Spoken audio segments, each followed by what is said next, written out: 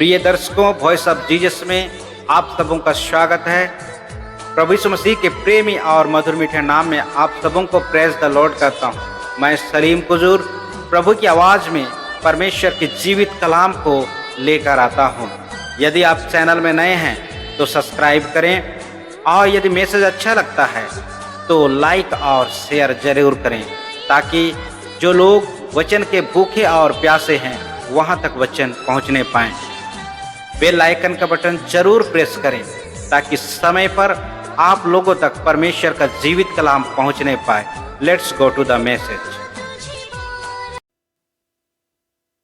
आइए मैसेज में जाने से पूर्व हम छोटी प्रार्थना करें। सामर्थ्य परमेश्वर पिता, हम पुनः आपके इससे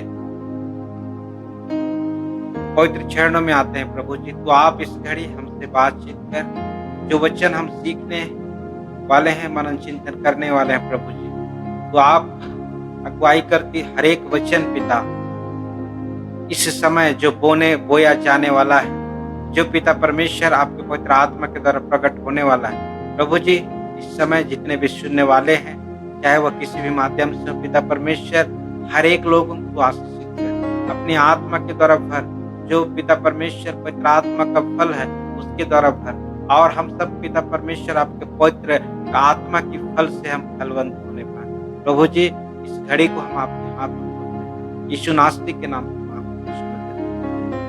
आमीन आमीन। आइए प्रियो, आज हम the fruit of Holi spirit के सेकंड भाग में द्वितीय भाग में हम जो बातें हम पिछले प्रथम भाग में नहीं सीखे थे, उन सारी बातों को हम आज सीखने पाएंगे। पिछले बार हम सीखे थे पवित्र आत्मा का फल में से हम लोग प्रेम, आनंद और मेल धीरज, चार फलों को हम अध्ययन किए थे। परंतु आज हम उससे आगे हम 5वां से लेकर 9वां फल तक 5 फलों के बारे में हम सीखने पाएंगे, जो पवित्र आत्मा का फल है, the fruit of the Holi spirit, जो हमारे जीवन में परमेश्वर पिता की आत्मा भेजी गई है। उस आत्मा के द्वारा हमारे जीवन में जो जो फल होने चाहिए, जो आवश्यक है मसीह जीवन के लिए, उन सारी फलों के बारे में आज हम चर्चा करने जा रहे हैं। तो आइए हम आज विषय की ओर चले, और आज का प्रथम फल अर्थात पिछले भाग को जब हम जोड़कर देखें तो पांचवा फल है पवित्र आत्मा का, वह है कृपा। कृपा अर्थात इसका अंग्रेजी शब्द है काइंडनेस। मेरे प्रियो, इसका अर्थ होता है कि निस्वार्थ भावना से। जब हम हिंदी अर्थ को देखते हैं, इसका हिंदी अर्थ है कि निस्वार्थ भावना से दूसरों का उपकार करना, या तो हम दूसरे शब्दों में कह सकते हैं कि उदारता पूर्वक दूसरों की भलाई करना। प्रभु मेरे प्रियो, आइए परमेश्वर का वचन हमें क्या सिखाना चाहता है कि कृपा क्या होती है और कृपा हमारे जीवन में किस प्रकार से होना चाहिए। आइए हम वचन देखें। नीति वचन अध्याय 3 उसका 3 पद में लिखा हुआ है, कृपा और सच्चाई तुझ से अलग ना होने पाए, वरन उनको अपने गले का हार बनाना और अपने हृदय रूपी पटिया पर लिख देना। हाँ मेरे प्रियो, प्रभु यीशु मसीह ने हर एक विश्वासी के जीवन में पवित्र आत्मा दिया है, और प्रभु यीशु मसीह के वचन के अनुसार वह पवित्र आत्मा जो हमारे जगत के अंत तक हर एक विश्वासी के साथ रहने वाला है। हाँ मेरे प्रियो, जब वह पवित्र आत्मा हमारे साथ है तो हम उसमें पवित्र आत्मा का फलों में से एक फल जो है कृपा, वह कृपा को हम परमेश्वर का वचन हमें सिखाता है कि उसको हम एक गले के हार के समान अपने जीवन में बनाए रखना है। जिस प्रकार हार को हम गले में पहनते हैं और वह हार दूसरों को दिखाई देती है और बहुत सुंदर और मनभावन लगता है। मेरे प्रियो, उसी हार के समान हम परमेश्वर की उस कृपा को हम अपने जीवन में रखें, ताकि हम उस पवित्र आत्मा की अगुवाई में हम दूसरों को हम कृपा प्रकट करने पाए, हम निस्वार्थ भावना से दूसरों की सेवा करने पाए, दूसरों की के लिए हम उपकार करने पाए। यह है कृपा। मेरे प्रियो, वचन हमें सिखाता है कि जब हम कृपा करने वाले, जब हम इस कृपा को जब हम अपने जीवन में हार के समान पहनते हैं, तब उसका परिणाम क्या होता है। नीति वचन 16 उसका 6 हमें वचन सिखाता है, अधर्म का प्रायश्चित कृपा और सच्चाई। मेरे प्रियो, जब हम हमारे जीवन में कृपा करते हैं, दूसरों को कृपा करते हैं, निस्वार्थ भावना से हम दूसरों की सेवा करते हैं, परमेश्वर का वचन आज सिखाता है कि अधर्म का प्रायश्चित कृपा करने से। हमारे जीवन की सारी अधर्म, सारी पाप, उसका प्रायश्चित है कृपा और सच्चाई से जीवन में। मेरे प्रियो, आज हम जब दूसरों के लिए हम सहायता करते हैं, निस्वार्थ किसी कार्य के प्रति हमें उसका फल हमें प्राप्त करने की इच्छा ना होना, निस्वार्थ भावना से, बिना स्वार्थ के जब हम दूसरों के ऊपर कृपा करते हैं मेरे प्रियो, तब हमारे जीवन से अधर्म दूर होता है। आइए हम छठवां फल में जाएं। छठवां फल है गुडनेस, भलाई। भलाई क्या होता है? ये कृपा के समान ही लगभग मिलता जुलता इसका अर्थ है कि दूसरों का उपकार करना।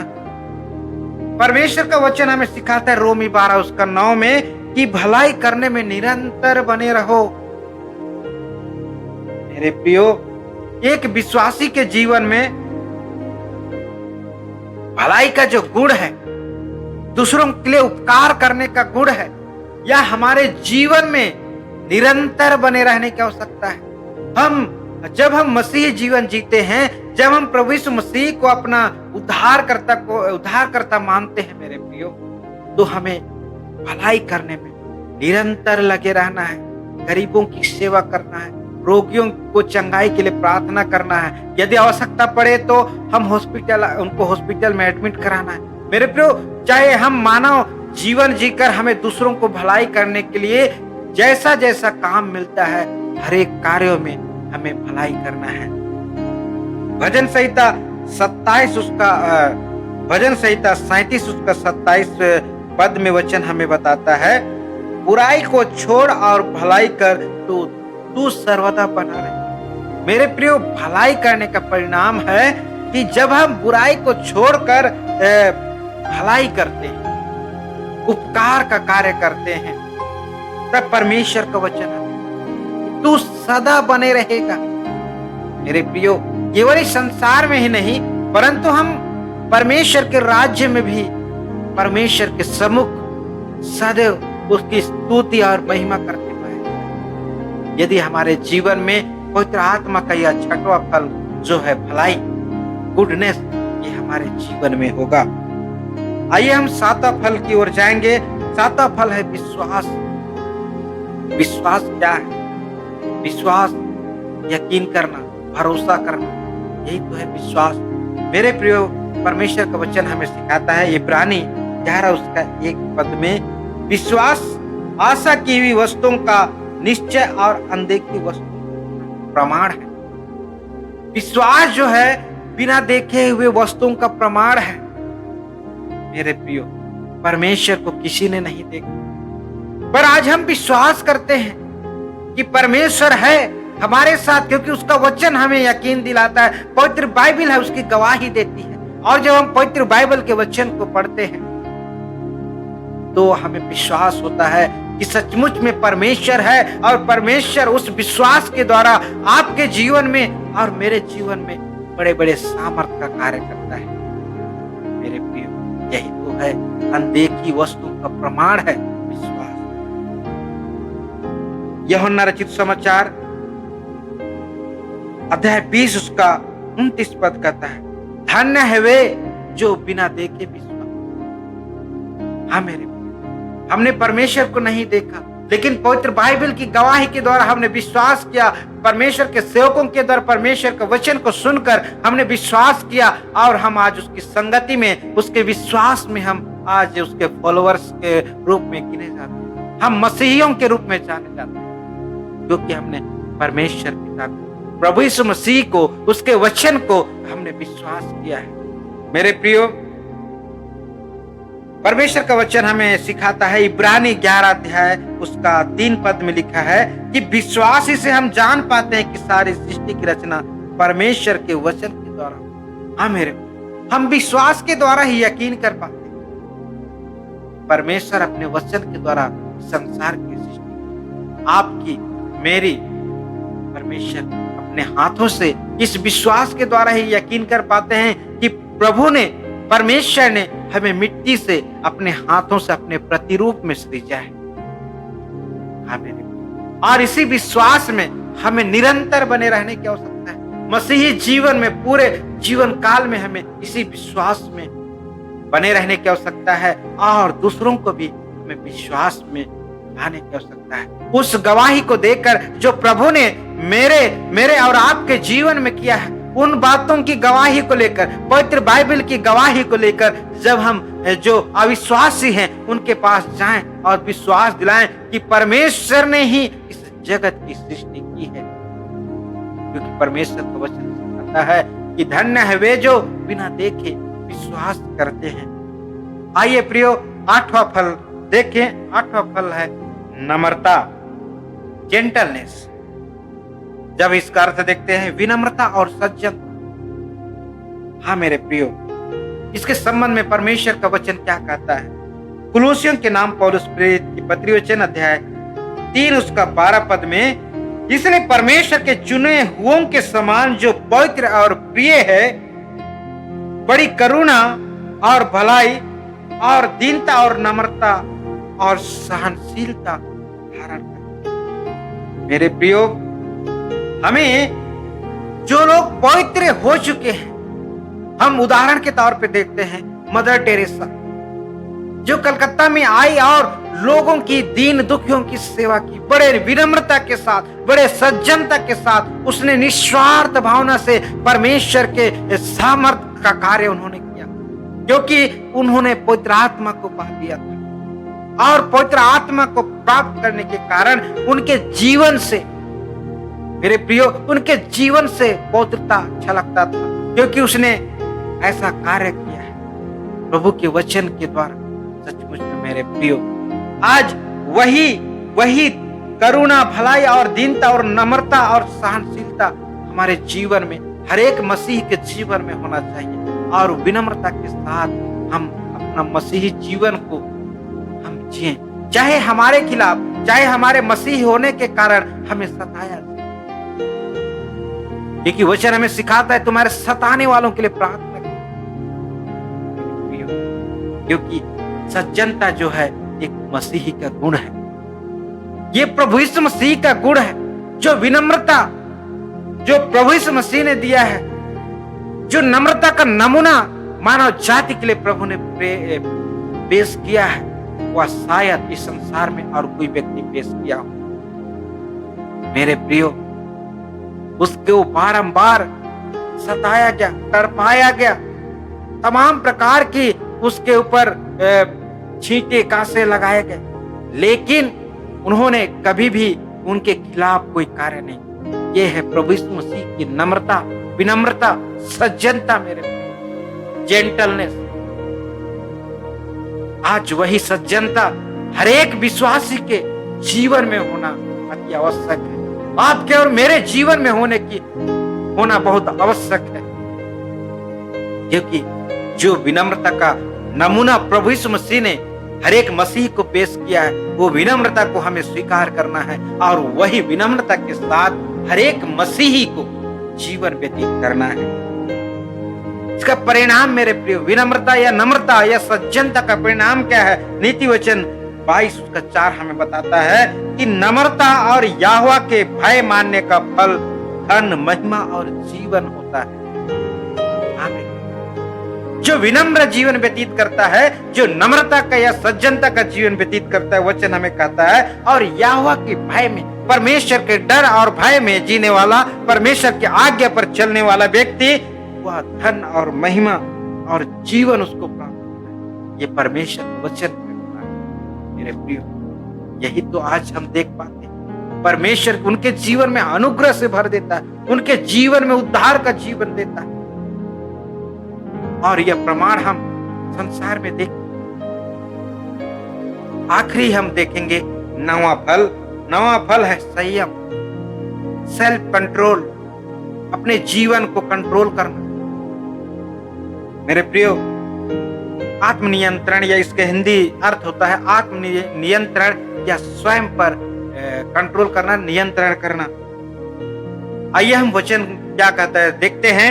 दूसरा तीमुथियुस अध्याय 1 उसका 7 पद, क्योंकि परमेश्वर ने हमें भय की आत्मा नहीं पर सामर्थ्य और प्रेम और संयम आत्मा दी। कितनी अद्भुत बात।